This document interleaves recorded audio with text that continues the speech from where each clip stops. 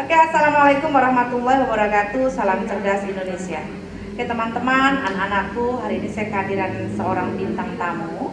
Bintang tamu saya ini adalah salah satu guru yang ada di sekolah kami. Kebetulan dia mengampu mata pelajaran seni budaya. Seni budaya itu salah satu mata pelajaran yang sangat rileks. Gambar, nari, nyanyi-nyanyi, terus drama, yang bajunya boleh salin-salin gitu kan ya. Namanya drama, pakai sarung juga boleh dong kalau pakai sarung kan. Ya. Beliau ini aslinya bukan dari Lampung, jadi penduduk non jauh di sana, tetapi sepertinya akan menetap lama di Bandar Lampung. Lagi kita tanya dulu ya.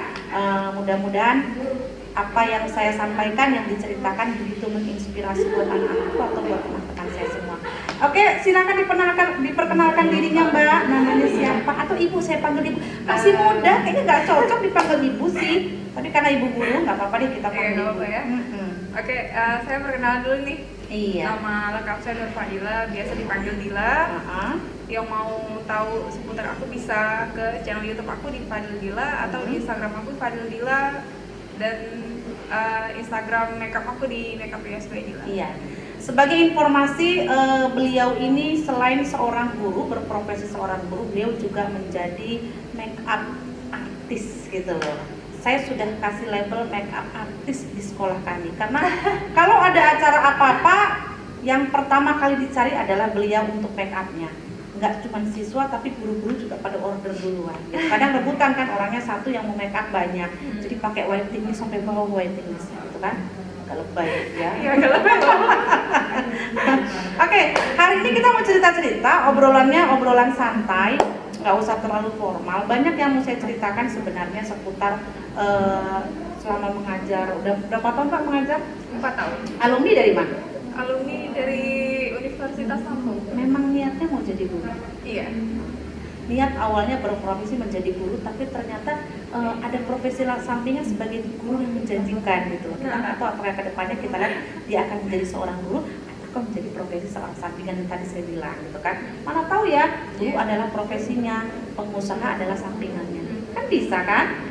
Oke, saya mau tanya sama Ibu Dila. Ibu Dila ini kan selain berprofesi sebagai guru juga sebagai ada sampingannya yang saya bilang pengusaha meskipun masih dalam kategori kecil. Biasanya yang suka datang ke tempat Mbak Dila atau Bu Dila ini make up apa yang sering datang? Pengen di make upin ala apa?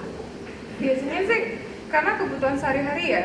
Ya mereka datangnya paling untuk kebutuhan makeup, photoshoot atau untuk makeup pesta wisuda, dan itu aja. Pengantin juga pernah tapi masih jarang karena masih corona, jadi orang jarang pesta. Mungkin nanti setelah coronanya berakhir antri sampai bawah. Yang mau di make upin. Wahai para calon pengantin, jangan lupa follow Instagramnya Bu Dila. Tadi Instagramnya, nama Instagramnya apa? Fadil Dila. Terus Instagram makeupnya Makeup by Dila. Boleh dilihat-lihat foto makeupnya di situ, luar biasa banget. Saya aja kalau melihat hasil makeupnya agak tercengang sampai bisa 3 jam saya tercengang ya. Iya, sambil tercengang sambil tidur saya. Tercengang sambil merem ya? Iya, sambil merem, jadi tercengangnya sambil mimpi gitu loh. Oke, kita bicara gini, kita kan sudah mengajar sekitar Bu Dila sendiri 4 tahun. Kalau saya dari tahun 2004. Udah nggak usah dihitung lah, udah lama banget. Nanti ketahuan umur saya berapa kan, jadi gak enak ya. Kita tentu punya pengalaman ya selama kita ngajar di kelas, ketemu sama anak-anak. Kira-kira beda nggak sih waktu kita zaman sekolah dulu dengan sekarang? Beda, pasti beda. Karena anak zaman dulu sama anak sekarang kan generasinya juga berbeda. Zaman sekarang apa-apa ada, mau belanja aja di lewat internet ada, mau naik Gojek juga ada, semuanya ada lewat internet. Kalau dulu kan zaman dulu semuanya itu harus ketemu langsung gitu, istilah kata offline gitu. Sampai pola belajar anak-anak pun nggak sama, bergaul beda. Anak-anak memperlakukan guru di kelas itu sudah nggak sama lagi dengan dulu. Kalau dulu saya masih SMA mau simpangan sama guru aja saya takutnya bukan main. Begitu guru masuk kelas tegang semua. Kalau sekarang gurunya masuk kelas, Pak ini loh, suaranya udah gitu. Beda. Kayak berasa kita ini emaknya, atau bahkan berasa kita ini kawannya. Tapi jujur aja saya kadang suka merasa gini ya, ini seperti di rumah jadinya. Ini memang lingkungan pendidikan. Saya akan memperlakukan anak-anak saya di sekolah seperti anak saya di rumah ya. Kalau salah memang harus saya marah gitu loh. Jadinya seperti itu. Dan karena memang pola bergaul anak itu yang zaman dulu nggak sama zaman sekarang. Kita masuk gerbang aja anak-anak bisa teriak ibu dengan suara yang kayak gitu ya. Kalau zaman dulu berani nggak? Boro-boro. Takut zaman dulu. Takut. Ketemu aja mau senyum gak ya? Senyum gak ya? Pasti mikir kayak kalau gitu. bisa menghindar, punya kemana kita melipir kemana. Kalau zaman sekarang anak-anak jauh lebih berani ya. Sangat berani saya bilang. Kirim pesan loh, siapa yang masih kasih tanda PP tuh. Mau chat gurunya aja pakai di P gurunya. Siapa? Ayo siapa? Boleh kayak gitu ya. Iya.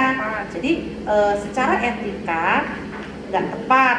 Saya tidak menyalahkan buat anak-anak yang punya pola bergaul supaya lebih akrab seperti itu. Tapi ada yang harus beberapa etika yang dipegang. Iya. Seperti cerita saya gini, saya dulu pernah ngajar di satu sekolah. Anak itu kalau nggak salah kelas 10, saya ingat namanya Dwi Kinaradeva. Halo Dwi Kinaradeva, kalau kamu nonton video saya cerita sedikit ya. Anak itu tergolong anak yang pintar, cuman nggak kelihatan pintarnya. Jadi pintarnya bukan tipe yang menonjol aktif di kelas enggak. Cuman tipenya itu ternyata ketika dia sudah tahu materi tertentu, dia nggak mau mendengarkan ulang atau nggak mau lebih dalam mempelajarinya lagi. Saya pernah ngajar tuh, tiba-tiba saya lagi menjelaskan materi teng di depan. Begitu saya tengok anaknya tadi duduknya di belakang dekat sini, tiba-tiba menghilang. Kata saya, kemana anak ini? Begitu saya lihat nggak ada, saya lihat pintu tertutup, saya jalan dong ke belakang. Kawan-kawannya udah cekikikan, udah kayak ngasih kode-kode gitu, tapi dia asik aja. Hordengnya itu menutupi semua jendela pakai warna merah. Tapi ketika saya mau mendekati bangku paling belakang, saya lihat bayangan orang duduk di jendela. Saya ngajar di lantai 3 dong.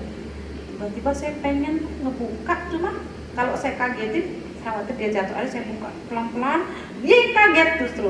Dia kaget, ibu maaf bu ya, duduk. Saya nggak marah, saya nggak marah, nggak, saya cuma kata saya duduk, saya tanya, saya kasih pertanyaan. Begitu saya kasih pertanyaan, dia bisa jawab dong. Yang saya pikirkan berarti dia tuh duduk sambil mendengarkan apa yang saya jelaskan. Tapi secara etika itu nggak baik. Secara etika itu tidak tepat. Yang di bawah kawannya lagi duduk di kursi, dia duduk di jendela, itu nggak pas. Hal-hal seperti itu yang perlu diluruskan oleh anak-anak. Jadi kreatif boleh, tapi kadang ada kreativitas anak yang negatif. Iya nggak? Pernah nggak melihat kondisi seperti itu di kelas? Pernah, apalagi saya guru seni budaya. Anak-anak kan itu tuh harus kreatif kan. Di antara macam seni itu mereka harus kreatif. Tapi kadang ada beberapa yang kreatifnya itu gak pantas gitu. Kan kita harus kreatif itu ya di tempatnya. Iya, di tempatnya ke arah yang positif. Karena perakit bom juga saya bilang anak kreatif, cuman yang negatif gitu. Ada nggak siswa yang kalau masuk kelas bawaannya nggak betah di kelas, pengennya keluar, mengelilingi kamar mandi dari lantai 1 sampai lantai 4, semua kamar mandi di absen sama dia dikelilingin. Kalau belum sampai lantai 4 turun lagi ke lantai bawah, belum masuk kelas. Ada kan seperti itu ya? Halo yang pernah, yang merasa ya. Siapa seperti itu, siapa yang merasa? Inisialnya? Ada kan yang seperti itu, iya. Sampai pernah suatu hari saya ngajar di kelas dia, terus dia nggak keluar dong. Saya kasih ucapan selamat ya. Kenapa bu? Hari ini kamu nggak keluar, izin ke kamar mandi. Sampai saya ucapkan selamat, dan dia bengong dong. Kawan-kawannya satu kelas sampai ketawa. Karena apa? Biasanya kalau belajar keluar kamar mandi bisa setengah jam baru pulang. Alasannya banyak banget. Padahal sebenarnya mungkin dia bosan atau apa nggak ngerti, atau memang otaknya memang belum siap buat belajar. Tapi hal-hal seperti itu ada gitu ya. Ada cerita lain mungkin Mbak Dila? Apa ya? Cerita lain? Ya mungkin karena saya masih muda kali ya Bu ya. Kalau pembelajaran online nih, kita sekarang cerita pembelajaran online, anak-anak kan pada ngeluh nih. Pembelajaran online itu menuntut harus begini, sementara ketersediaan media di rumah nggak memadai. Kira-kira gimana yang ngasih solusinya ya Mbak? Ya yang pertama yaitu gurunya itu harus menguasai paling cara pembelajaran daring itu kali ya. Jadi kalau setiap ada anak yang bingung, kita tuh jawabnya lancar gitu. Kadang ada juga kita nggak tahu, anaknya nggak tahu, ya udah. Tapi gini, kalau saran saya buat anak-anak yang misalnya di rumahnya tidak tersedia wifi, tidak punya kuota, handphone juga dengan jangkauannya terbatas, saran saya, kamu harus punya kawan salah satu di kelas ya. Jadi ambil aja salah satu kawan di kelas, setidaknya kamu punya info tugasnya apa, gitu ya. Misalnya dia nggak bisa connect ke Google Classroom, dia tanya info tugasnya apa. Carilah kawan yang menurut kalian kawan itu bisa memberi informasi yang baik. Tanya info tugasnya apa, yang penting kamu mengerjakan, kamu simpan atau kamu antarkan ke sekolah tugasnya pun nggak apa-apa. ya kan? Nah, saya pikir itu jauh lebih baik dibandingkan kamu di rumah mengawang-awang tidak melakukan tugas apa-apa, kamu nggak punya nilai. Nah, kalau suatu saat ketemu kamu, ini saya stop tugasnya sudah dikerjakan, cuman saya nggak punya fasilitas yang untuk mengirimkan, kan masih jauh lebih enak ya. Jadi nggak ada ceritanya, nah kalau kita mau belajar nggak ada ceritanya terhambat oleh apapun, ya. Nah, kalau Bu Bu Dila atau Mbak Dila sebagai seorang guru, kira-kira nyaman nggak pembelajaran online? Ya sebenarnya nyaman nggak nyaman sih. Nggak nyamannya itu kalau ada siswa yang terkendala terus nanya terus, kan dia bingung kan ya. Itu yang buat saya nggak berhenti nyaman. lagi ya. Iya, kayak misalnya nih dia upload video, Bu saya nggak bisa upload video. Oh iya nak, silakan dicoba lagi, di refresh nanti. Bu nggak bisa. Oh ya udah, coba mungkin jaringannya bermasalah. Bu saya nggak bisa upload loh Bu, padahal udah ganti handphone. Karena sebenarnya fotonya habis iya, kali. harusnya cari sendiri ya, karena anak-anak yang nggak mandiri kayak gitu buat saya merasa nggak nyaman gitu. Terus begini, orang tua banyak mengeluhkan gini, pembelajaran online ngabisin kuota. Tapi wahai para orang tua, saya juga orang tua, saya juga orang tua. Bukan ini terjadi pada anak-anak Anda, tapi anak saya pun demikian. Tapi saya punya pemikiran gini, ketika pembelajaran online anak itu belajar di rumah, otomatis orang tua nggak mengeluarkan transport dong. Iya. Nah, sekarang bayangkan hitung dalam satu bulan transport yang dikeluarkan satu hari kali 26 hari belajar. Kalau kita 20 hari belajar, karena 5 hari belajar kita ya, kalikan berapa? Kalau seandainya transport yang seharusnya dikeluarkan dibelikan kuota, saya pikir cukup ya, nggak ada kuota. Ya nggak? Jadi sebenarnya tidak ada alasan bahwa pembelajaran online itu menghabiskan kuota, karena pembelajaran tatap muka pun akan menghabiskan transport. Setuju nggak?